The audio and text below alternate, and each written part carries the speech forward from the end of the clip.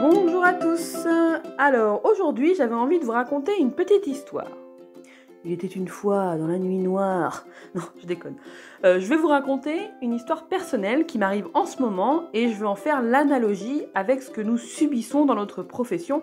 Mais je pense comme beaucoup d'autres professionnels, peu importe le domaine, je crois que personne n'y échappe. Donc comme vous avez dû voir dans mes dernières stories, j'ai emmené Lautrec chez le vétérinaire pour faire un check-up de santé et tout va bien, mais je voulais voir aussi un problème précis que mon chien a de manière un peu chronique. Alors disons que c'est une fois par mois, donc c'était rentré un petit peu dans les habitudes, mais bon, ça reste finalement chronique. Comme vous le savez, moi je suis pas une trop fan du chimique, donc j'ai juste un petit peu tendance à éviter d'aller chez le vétérinaire parce que évidemment les peu de fois où j'y vais, ça rate pas, ils vont me filer des médocs chimiques. Sauf que là voilà, au bout d'un moment, le naturel ça ne fonctionne pas, ou plutôt ça ne suffit pas pour mon chien, donc je décide d'aller chez le vétérinaire et de suivre le traitement qu'il me recommande. Donc le véto me donne un traitement que j'avais déjà eu auparavant mais que j'avais laissé tomber. Parce que justement, j'avais essayé de chercher une alternative en naturel parce que c'est quelque chose qui me freine vraiment. Mais cette fois, je suis décidée, je vais écouter jusqu'au bout pour voir si ça marche. Je vais acheter le médoc en pharmacie. Bon, au moment où je l'achète, je doute encore. Je suis vraiment quelqu'un bourré de croyances. Je suis pas à l'aise avec ça. Ça me fait vraiment du tort d'acheter des médocs. Mais je me recentre et je me redis que j'écoute quand même le professionnel. Voilà.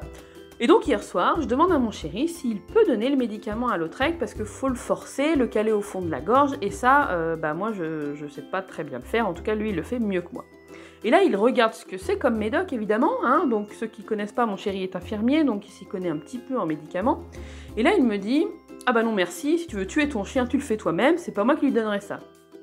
Alors j'imagine qu'il n'a pas dû dire ça comme ça, je fais un résumé un peu rapide, il y a sûrement eu plein d'autres informations, mais qui ne sont pas rentrées jusque dans mon cerveau ou dans mon oreille interne. J'ai fait un espèce de tri et j'ai traduit en produits chimiques, hyper dangereux, donne pas ça à ton chien. Alors en sachant que mon infirmier n'est pas du tout un adepte du naturel, il me casse même plutôt les pieds tous les jours, que ce soit pour les vaccins, il a même tendance à être un petit peu hypocondriaque. En tout cas, je ne m'attendais pas à ça et je m'attendais plutôt à des félicitations de soigner enfin mon chien. Donc là, le fait qu'il me balance ça comme ça, je commence un tout petit peu à m'énerver et finalement en analysant, sûrement parce qu'il est en train de péter toute ma barrière mentale qui voulait écouter sans penser. Donc je m'énerve un petit peu en disant « mais pourquoi tu dis ça ? Gna gna gna » Et là, il m'explique un petit peu ce qu'il y a dedans, le médoc, donc j'ai pas tout retenu, mais il me parle de molécules qui vont pas faire du bien à d'autres organes, qu'il n'est pas d'accord avec le diagnostic du vétérinaire, parce que bon, il s'y connaît un petit peu en anatomie, de par son métier, et d'après lui, ça n'a rien à voir avec cet organe, mais c'est plutôt un autre, que lui donner tel médoc, ça serait mieux, etc., etc. Il me dit même que je ferais mieux de lui laisser mes conneries de plantes plutôt que de lui filer ça. Bref, là je m'énerve et je lui dis non mais oh, t'es pas vétérinaire, moi j'ai fait appel à un professionnel, j'ai payé 200 balles pour avoir une expertise et toi tu viens me raconter tes histoires. Sauf que voilà, le doute est mis.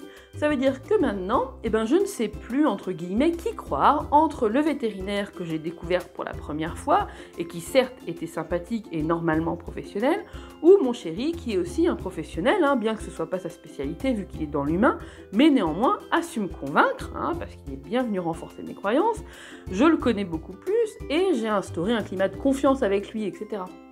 Donc, si je fais l'analogie avec nos clients, outre mon problème personnel, je vais le résoudre toute seule, je vous demande pas de juger mon chéri, j'ai décidé de suivre le professionnel parce que, justement, je lui ai répondu que c'est exactement ce qui nous arrivait à nous, et ça peut revenir en résonance avec un précédent post.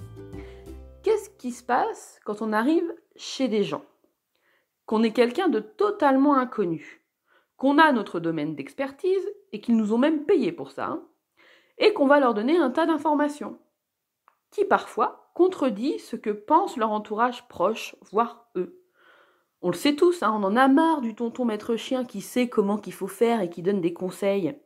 Quand les gens font appel à nous, on est persuadé qu'ils veulent nos conseils à nous, et on va leur donner, généralement d'ailleurs on est paradin, on va leur donner beaucoup, beaucoup, beaucoup.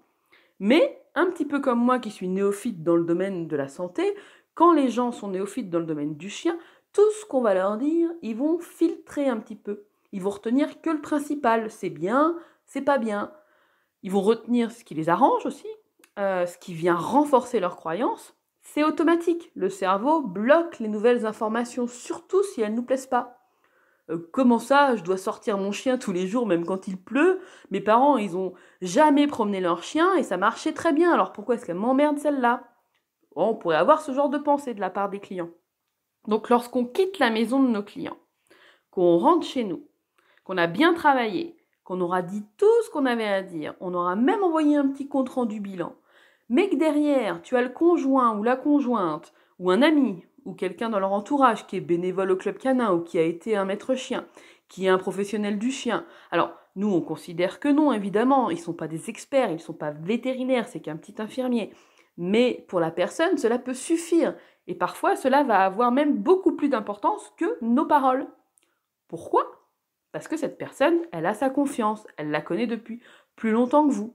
Et elle renforce certaines croyances. Si je vous partage tout ça, c'est pour vous rappeler aussi que ce n'est pas toujours de votre faute si les gens n'entendent pas ou n'écoutent pas ce que vous dites, que l'influence extérieure est très importante et vous ne devez jamais la négliger. Et que pour ce faire, vous devez instaurer un climat de confiance et prouver votre expertise petit à petit. La vétérinaire, moi, je ne la connais pas. C'est la première fois qu'elle voit mon chien. Et en fait, finalement, quand mon chéri il m'a dit tout ça, je me suis mis à douter. Je me suis dit, écoute, en fait, c'est vrai, je sais pas, si ça se trouve, elle sort de l'école, elle est peut-être pas si bonne que ça, elle a peut-être pas suffisamment d'expérience. Alors que mon ancien veto d'avant, lui, il m'avait sauvé ma chienne. Tous les vétérinaires avaient jamais trouvé ce qu'elle avait. Et lui, le jour où je l'ai rencontré pour la première fois, il avait enfin trouvé, il m'avait soigné ma chienne, elle avait plus de problème. Donc forcément, ça aurait été lui qui m'aurait dit la même chose, peut-être que j'aurais cru 10 000 fois plus. Et je m'en excuse d'avance, si jamais la vétérinaire écoute cette vidéo, je vous rassure, je vais vous écouter, j'écoute pas mon chéri, il n'a pas toujours raison. Si je reviens à vous, éducateurs, nos clients sont face à la même problématique. Donc allez-y mollo aussi en information.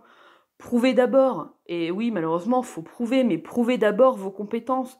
Proposez justement des mini-paliers lorsqu'une grosse intégration est à faire. Peut-être y aller par mini-paliers, histoire qu'il y ait d'abord des résultats positifs. Si je reviens encore à mon exemple avec mon vétérinaire, mais pour la pathologie, on va peut-être pas trouver la solution dès le départ. Et donc si ça ne marche pas du premier coup, et qu'en plus mon chéri à côté, il passe son temps à me dire que c'est normal que ça marche pas parce que c'est pas la bonne solution, faut avouer que je vais avoir beaucoup de mal à insister avec ce professionnel ou le protocole. Eh bien pour vous c'est pareil, ça veut dire que si vous promettez un résultat, alors je sais qu'on ne promet pas de résultat, mais quand les gens viennent, ils ont un espoir d'un certain résultat, et que celui-ci va demander du temps, on ne l'aura pas du premier coup. S'ils ont le doute qui s'installe à cause des autres, et malheureusement aussi parfois tout simplement à cause de Google ou de certains influenceurs sur YouTube, ou encore si cela vient leur demander trop d'efforts de changement dans leurs croyances, c'est un peu foutu. Vous devez vraiment proposer des mini-étapes pour que progressivement, petit à petit, ils prennent confiance en vous, ils puissent voir que ça marche, qu'ils aient le temps de comprendre et d'intégrer que ça va prendre du temps. Alors que si on leur dit dès le départ, ça va prendre du temps, ça va être dur, et vous devez me croire alors que je suis un inconnu, vous devez me croire sur parole, ça peut ne pas marcher. Voilà, je vous ai raconté ma petite histoire. N'hésitez pas à me dire en commentaire si cela vous parle à vous aussi, et si ça a éveillé chez vous justement des questions. Et je vous invite à regarder dans votre quotidien toutes les fois où vous n'avez pas forcément écouté un plombier, un vendeur, un jardinier, quelqu'un qui est censé avoir ce domaine d'expertise, mais que vous avez eu un proche qui croit s'y connaître également, vous ayant un petit peu influencé dans un choix. Je vous remercie d'avoir écouté cet épisode philosophique de ma vie d'éduc et je vous dis à bientôt.